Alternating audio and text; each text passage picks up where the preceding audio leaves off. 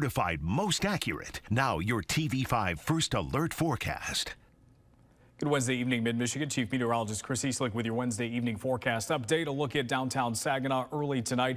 What's left of our sunshine from today quickly fading away. Skies still relatively clear. We have seen a few high clouds drift overhead from time to time, but overall it's been another beautiful day. We do expect clouds to eventually return tonight, especially later this evening and overnight. They won't produce any wet weather, and there actually is a positive. They will keep us a little bit warmer than we were earlier this morning. Your radar is also dry this evening, so no worries as far as any wet weather goes tonight. We do have high pressure over the state that's keeping these showers to our west away from us. It will let some cloud cover in, but that's about it.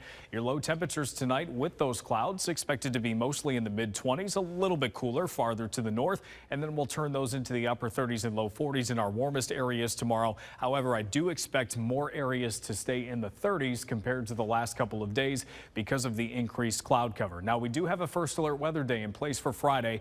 That is due to snowfall, not necessarily the amount of snow, but coming down during the morning commute and potentially slowing down some bus stops. We expect most of the snow to be between 1 a.m. and 1 p.m. and then we'll start slowing down in the afternoon and early evening. This will be an advisory event unless we see a huge change, likely about 2 to 6 inches of snowfall around the area. Heaviest expected off to the south, and we'll keep an eye on how those totals progress as we get better information tomorrow. We do expect, again, the bus stops and the morning commutes to be the most impacted, especially in areas farther to the west where that snow moves in first. So places like US 127 and perhaps into the Tri-Cities region. Here's how it looks. Your hour-by-hour forecast shows as we go through tonight, mostly cloudy skies move back in. I do think even with the cloud cover to start the day tomorrow, we will see some sunshine at times. It won't be as much as Tuesday and Wednesday, but I also don't think it's going to be a completely overcast day all day long.